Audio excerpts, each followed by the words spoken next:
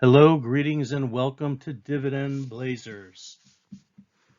The topic of today's briefing is earning extra dividends, 3 companies that pay special dividends.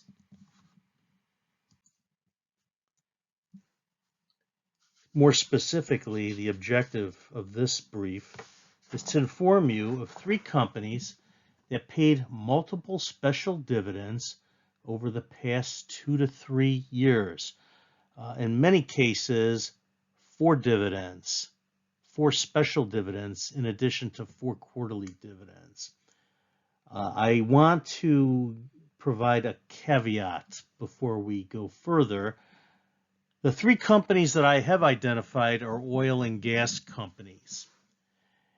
And in 2021 and 2022, the performance may be a function of the increase in the price of the barrel of oil. Probably a good portion of that performance is due to that. However, I don't think it should be underestimated that the companies have been doing this for years.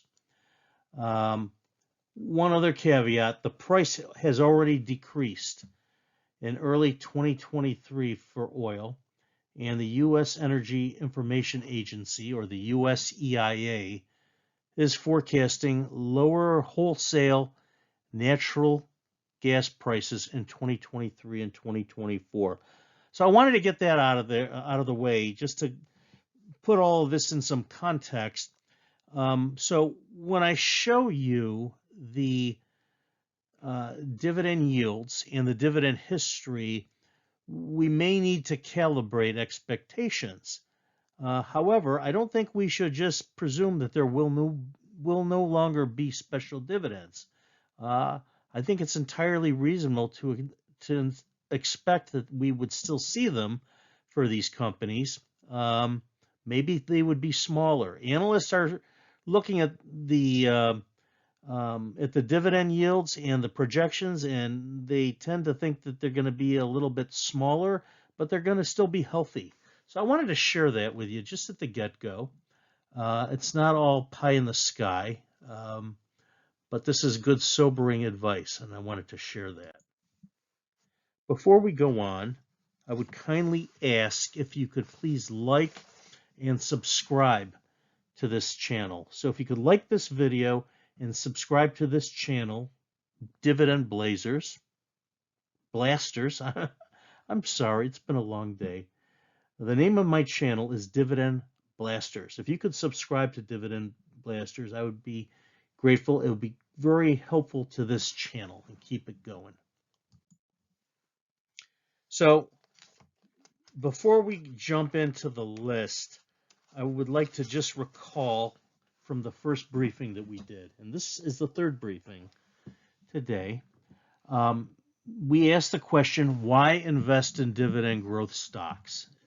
So I have come up with 4 answers, and I didn't just come up with them. These are kind of the universal answers. It's out there. One is to establish passive income. I got to tell you, I've been a dividend growth investor for more than 30 years, and I like having passive income. I don't feel like I'm fully reliant on the income I get from my job, which is nice. To me, when I was in that position, I felt more stress. This provides me a little bit more sanity and peace of mind. So that's why I do it. And then also, you know, we're not going to be able to work forever. At some point in our lives, we stop working. We retire. We choose to retire. We want to retire. Maybe we have to retire at some point. You have Social Security, hopefully, to rely on. Hopefully, you've got a pension saved up for when you retire. But it's nice to have passive income as well from investments. Have that money coming in quarterly or monthly, so you got a little extra. Second one, act as a hedge against inflation. Well, what is inflation? Okay, inflation is a tax on your income. That's really what it is. It's a tax on your wealth. You know, you go to the grocery store, you're buying a gallon of milk, you're buying a dozen eggs. You're seeing the effect on your bill on inflation. You go to the gas station, you fill up your tank. The price of a gallon of gas has gone up. It is coming down. Okay, yeah, it's coming down, but how long is it going to stay down? Uh, I did provide the caveat at the beginning, but I'm realistic. I know that um, some of the leadership has been tapping the Strategic Petroleum Reserve. That is not an unlimited supply of petroleum uh, resources. Um, you can't do that forever. That's only supposed to be used in national security emergencies, not to lower the price of gas for political reasons or whatever. And I'm not going to get into that. But anyway, you know what? Let me just get back to the point. Um, you want to act as a hedge against inflation. The best way is to have another income stream to counteract this other tax. Um, Number three, building wealth over time. Okay, it's much more reasonable and rational to do that over time versus trying to stock pick the next moonshot. Okay, that's very difficult to do. It's very difficult to identify what's going to be the next Microsoft or the next Apple. It's nice. I'd love to do that, but it's hard to do. A much more reasonable approach is to contribute little by little over a long period of time into companies that have a long track record of successful operating and financial performance and paying dividends to their investors. That's the way to do it. And that takes time. There's no easy way around that, but that's how it works. And that really gets to the last point, the power of the drip. And I have talked about this in the first two sessions.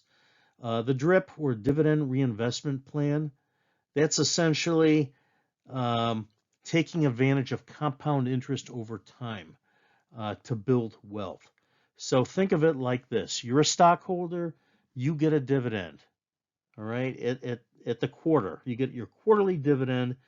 You are reinvesting all of it into your holdings if you're smart. And I know you are because you're listening to this video.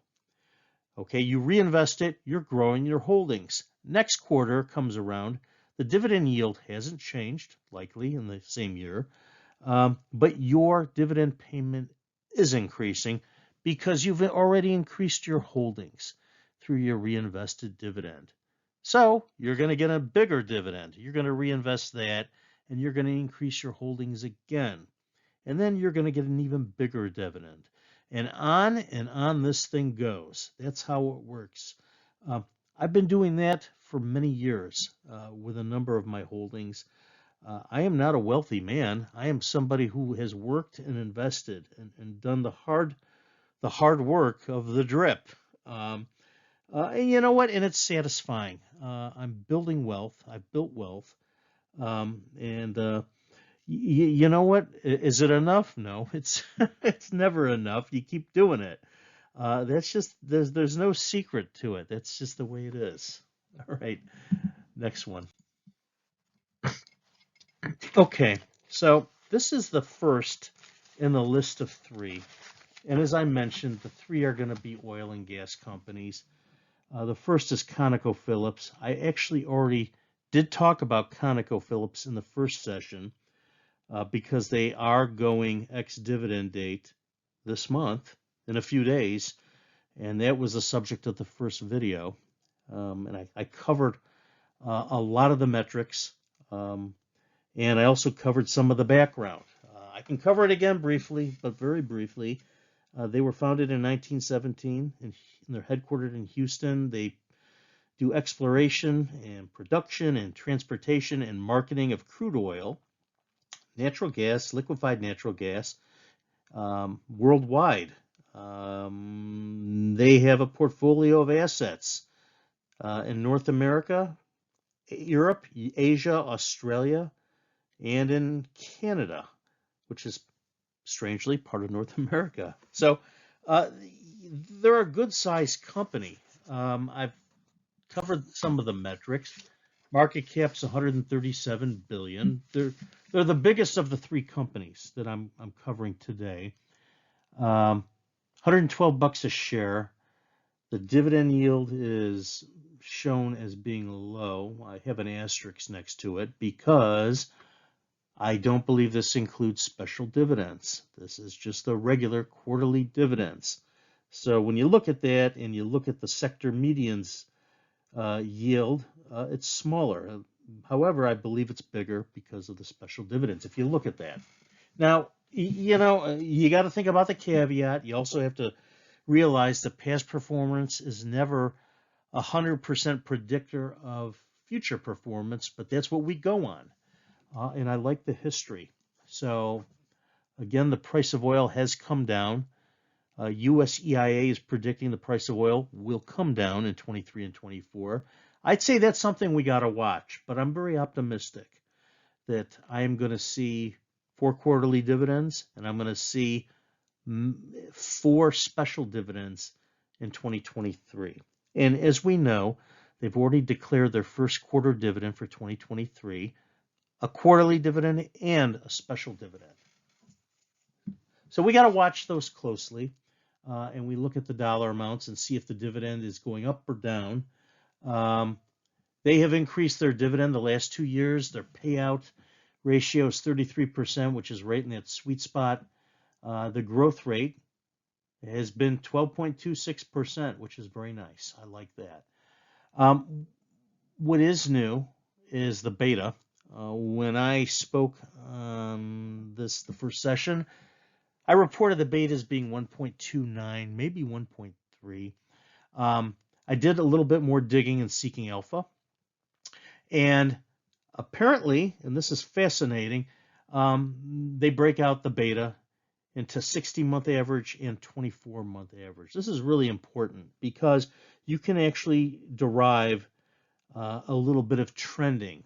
And recall that the beta is a risk metric, and it really gives you some indication as to the volatility of the price of ConocoPhillips relative to the S&P 500. So the 60-month average is 1.29. It's basically telling us that ConocoPhillips has been about 29% more volatile than the S&P 500 over the last 5 years. Average. Very important, average. However, get a finer slice of that. Look at the last 24 months. The last 2 years, the beta is 0.72. Less volatility. Less volatility than the 60-month average. Less volatility than the S&P 500. That tells me that this is a more stable beta and a more stable investment the last 2 years than the previous 3 years. I like that. That gives me a good indication as far as the trending. Next one. This is completely new. You haven't seen this. This is the dividend history of ConocoPhillips for 2021, 2022, 2023. The yellow lines are the special dividends. The white lines, or rows, are the regular quarterly dividends. What you'll see is in the end of 2021, they paid out their first special dividend. Okay, they were paying out 43 cents a quarter for the first 3 quarters, and then 46 cents. And then they paid out a special dividend to shareholders, 20 cents a share. That's nice. It's about half, a little less than half of what they were paying. So it's like getting extra half a dividend. Then look at 2022. Now, remember, oil prices went up in 2022. You got your 4 quarterly dividends, and they held 46 cents a share. And then in the 4th quarter, they went up to 51 cents. But look at the special dividends, 30 cents, 70 cents after the 2nd quarter, $1.40 after the 3rd quarter, and then after the 4th quarter, 70 cents. Wow. So guess what? That to me is much higher than the average dividend yield that they reported of 1.9%. And one thing you got to realize is that I love Seeking Alpha. I get a lot of my data and information from them. I think the analysis that a lot of the writers do is fantastic. Um, but if you just look at the summary page and the summary metrics, you're going to see the 1.9%. You got to do a little digging. You got to go a little deeper.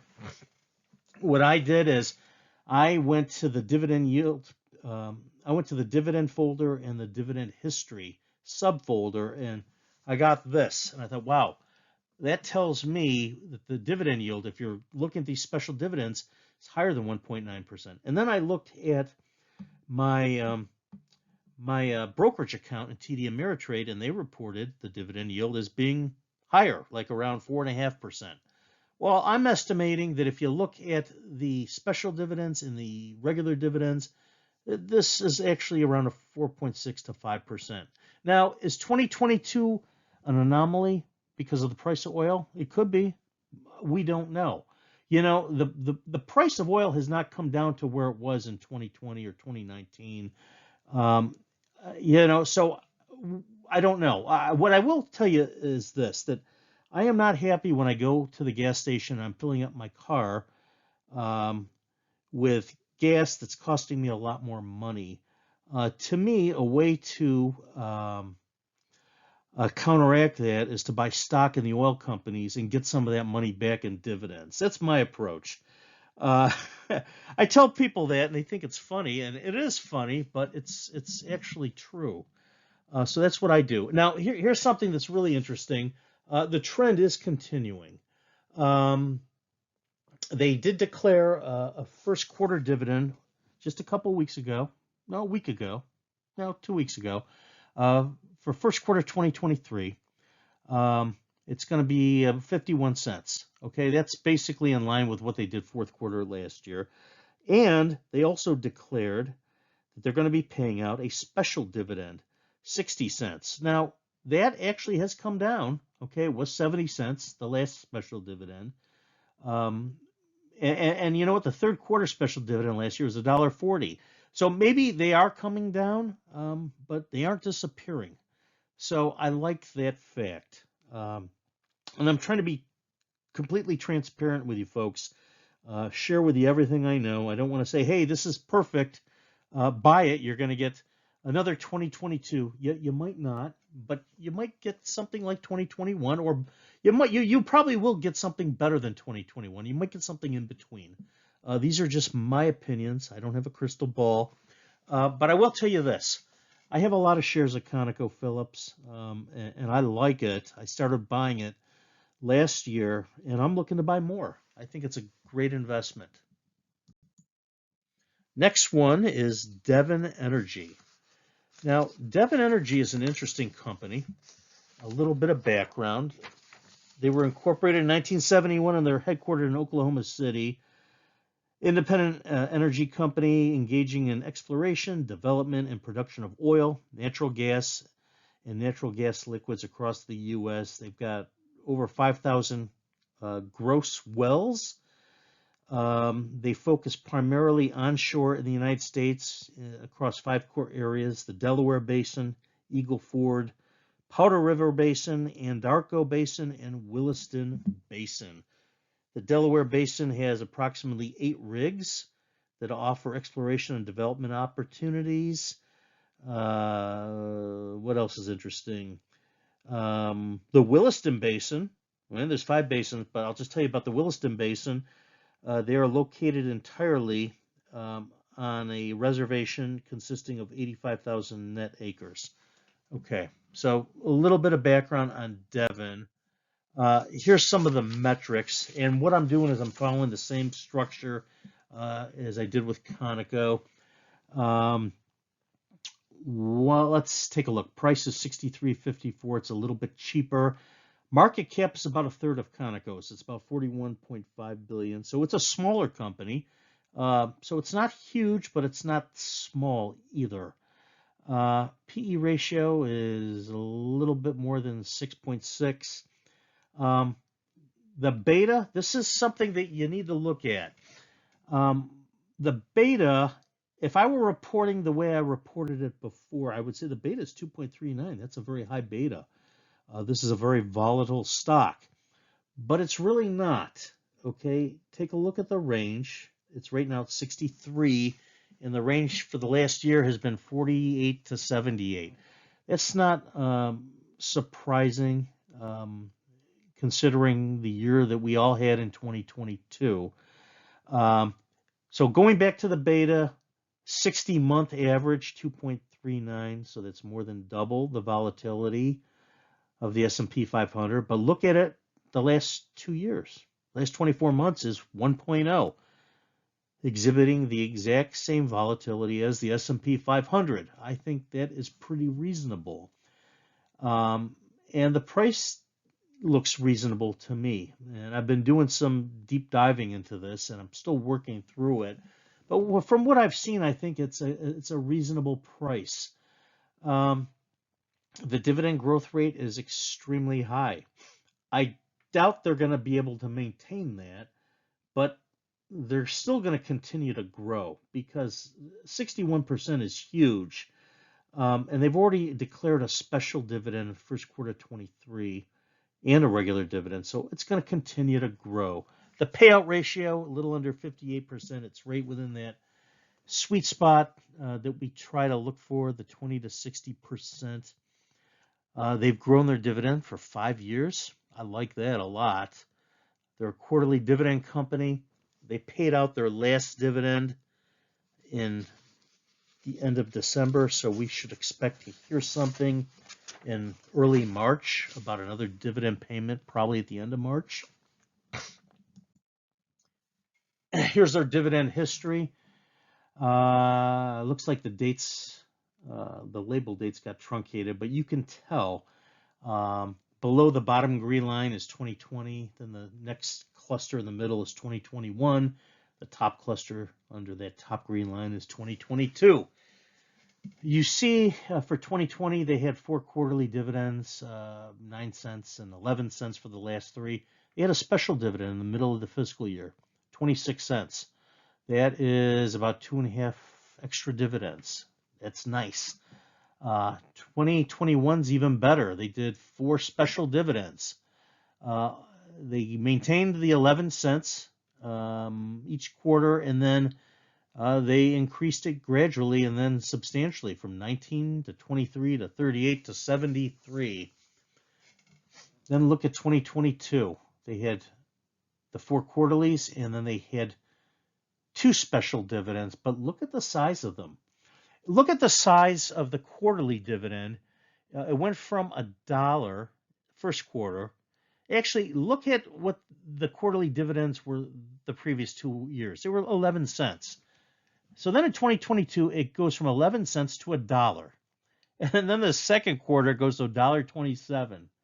Then the third quarter goes down to 18 cents. The fourth quarter goes down to 18 cents. Okay, that's fine, but then look, they had 2 special dividends in there, $1.37 and $1.17.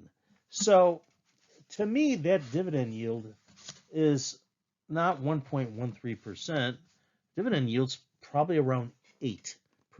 That's how I look at it. That tells me this company is generating a lot of profits. They got good cash flow. Cash flow is very important for companies. It's the lifeblood of a company. This tells me they've got a lot of cash and they've got a lot of profits, and they're paying them back to the shareholders. Again, is this a perfect predictor of 2023? No, but I like the history. We make decisions based on history and the market and the information we have. I would imagine you're going to see an increasing dividend rate for 2023, and I think you will probably see additional special dividends. I'm going to watch this closely. I do have some shares of Devon, not as many as I do of Conoco. I kind of dipped my toe in at the towards the last few months of 2022, and I'm watching it, and I like what I see. I will plan on buying some more Devon. Next one is Coterra Energy. So Coterra is a smaller energy company. And I'll get into the metrics in a bit, but just a little background on the company. They're also a younger company. They were incorporated in 1989 and headquartered in Houston, Texas. An independent oil and gas company. They do development, exploration, production of oil, natural gas, and natural gas liquids across the U.S. They primarily focus on the Marcellus Shale, uh, with about 177,000 net acres in the dry gas window of the play located in Susquehanna County, Pennsylvania. They hold Permian Basin properties with approximately 306,000 net acres, and the Anadarko Basin properties located in Oklahoma with approximately 182,000 net acres. Additionally, they operate natural gas and saltwater disposal gathering systems in Texas. I like this next part here. They sell natural gas to industrial customers, local distribution companies, oil and gas marketers, major energy companies, pipeline companies, and power generation facilities. So they play across the supply chain. They're very busy. They are adding value. Um, I have some information that might be a little dated, and it says of the end of December 2021, they had reserves of approximately 2.9 million thousand barrels of oil. That's a lot. And they include 189,000 barrels of oil and other liquid hydrocarbons and almost 15,000 billion cubic feet of natural gas. So those are big numbers. Let's look at the next page. These are some of the financials, and same framework as I showed with the other two. First thing that catches my eye is the size. So it's 19.8 billion. It's about half the size of Devon and about 1/6 the size of ConocoPhillips. They're a smaller company. And the price is less. It's only $25 a share. I like the price. That looks like a reasonable price to me. The PE ratio is 5.15. It's actually smaller than the other two. So that's a way to maybe take a look and do some kind of comparison shopping, looking at price to earnings. The dividend yield, 2.39%. Again, I got that asterisk, and I'll show you a little bit more on the history in the next slide. I like that dividend growth rate. It's a little under 29%. And again, I doubt that's a sustainable growth rate. I mean, maybe I'm wrong. I typically look for something that's 10% total between the dividend yield and the dividend growth rate. Well, this is significantly higher, and I think the dividend yield is understated, as I mentioned. So you look at the dividend yield; it's a little bit less than its sector median competitors. The growth rate, though, it blows its competitors away. I love the payout ratio. It's in that sweet spot. It's about 46%, so it's in that 20 to 60% range. I love that they have grown their dividend. This is not a huge company. They've grown it for 6 years, and that this is a quarterly company, and they paid their last dividend out at the end of November. So you would think that we'd be hearing something for 2023. I actually have not heard anything yet. This is the dividend history. They've been very busy generating profits and paying dividends. 2021, they had their 4 quarterly dividends, 11 cents for the first 3 quarters and 12.5 for the fourth. Then they had 2 special dividends, 50 cents a share and then 17.5 cents a share. Okay, so that's 67.5 cents. That's like an extra 5 dividend payments in 2021. That's nice. And they bundled them into 2. And then in 2022, they had their 4 quarterly payments, 15 cents a share. And then they had 4 special payments. And look at the size of those, 41 cents, 45 cents, 50 cents, 53 cents. Folks, that's a lot in dividend payments. So they were planning on 60 cents that they paid out regular, And then what is that? 86, $1.36, $1.39, $1.89. So that's more than 3 times the size of those regular payments. So that's like, how do you quantify that? That's like quadruple. That's like getting 16 dividend payments in 2022. I think that's pretty cool. And so, if you were to look at what was reported of 2.39%, and again, I got this off a summary page, and then look at this, it's not 2.39%, it's actually closer to 10%, which to me is very compelling. Again, 2022 may have been an outlier, or maybe it's not. We might have another 2022. I suspect it's going to be less than 2022, maybe something in between 2021 and 2022. I don't think you're going to see these things drop off. I have not seen a dividend being declared for 2023 yet, but I'm watching. And maybe I missed it, but I looked pretty closely, especially before I did this briefing for you. So I'm still watching. So, folks, those were our 3 stocks that I have identified as offering special dividend payments. Here's a disclaimer, and I've said this before. I am not a professional financial advisor. The purpose of this video is for education, information, and entertainment. And I hope you feel informed and entertained. And the opinions that I have reflected here are my own, and they're solely my own. They are informed. I do a lot of reading and I do a lot of research, but they're my opinions. I urge you to do your own research, do your own due diligence. Read Seeking Alpha, read Market Watch.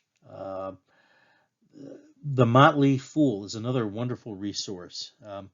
And I think even most importantly is to consult a professional financial advisor prior to making any investment decisions. I have a professional financial advisor that I've used for 30 years. I bounce ideas off of them. Sometimes we agree. We usually agree. Sometimes we don't agree. In the end, I make my decision. I'll overrule them. I'll say, nope, it's my money. I'm the boss. I'm going to decide how I invest. And that's, what you need to do if you want to have some control or semblance of control over your money and your investments. You leverage these professionals. They're licensed, and they have the expertise that we don't have. And we learn from them, but we make the decision. I will tell you, I've learned from my advisor, but they learn a few things from me as well. And in the end, the decision that you make is your decision. I can share with you my information, but your decision is your decision. So I urge you to do that, and I wish you happy investing. And I will speak to you at the next video coming to you very soon. Have a wonderful evening and God bless. Take care.